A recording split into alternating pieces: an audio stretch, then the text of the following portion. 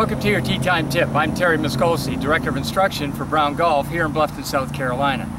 Today we're going to be talking about the green side bunker shots, but what club to choose and when.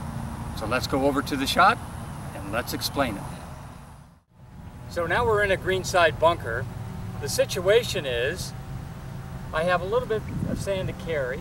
I got a little bit of the fringe to carry, but lots of green to work with. Now, the decision is, what do I want to use? Do I want to take a different golf club, or do I want to take a longer swing?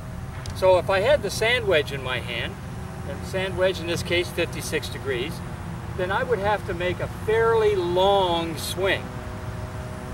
And the chances of making it a successful swing are maybe not quite what we'd like to have.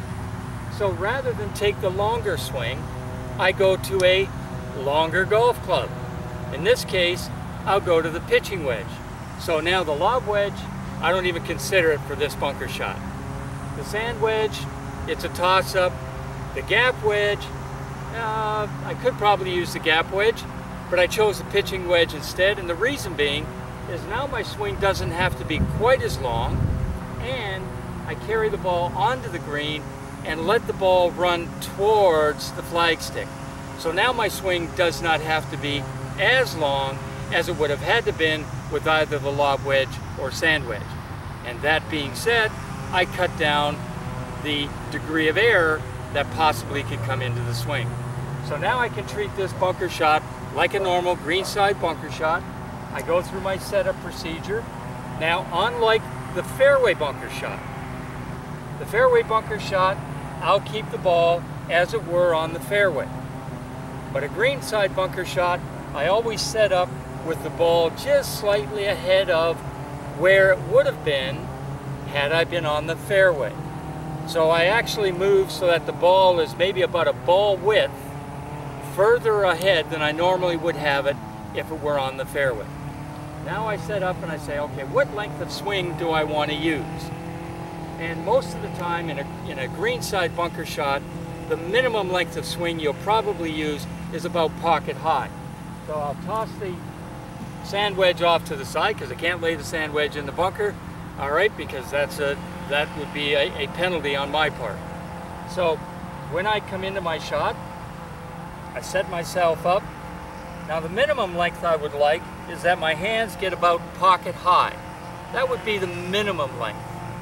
The maximum length obviously is a full swing, and I don't need the full swing in this particular case. So I'm going to be somewhere probably about waist high. And when I say waist high, I'm always talking how far back my arm and my hand go, not how far back the golf club goes. So when I'm talking distances, I'm talking, well, how far back do I go? And I'm looking in this case about waist high.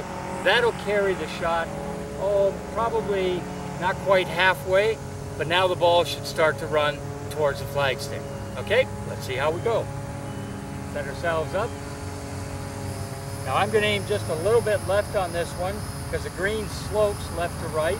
So I'm going to hit it in the area to allow the ball to run towards the flag. And I'm going to hit the shot. I'm going to make sure my contact is in the sand first. And I'll go about waist high. So when the ball starts to run, it starts to run out there and it starts to move towards the flagstick. Now I'm ready for my par putt. That's my golf tee time tip for today. See you next week.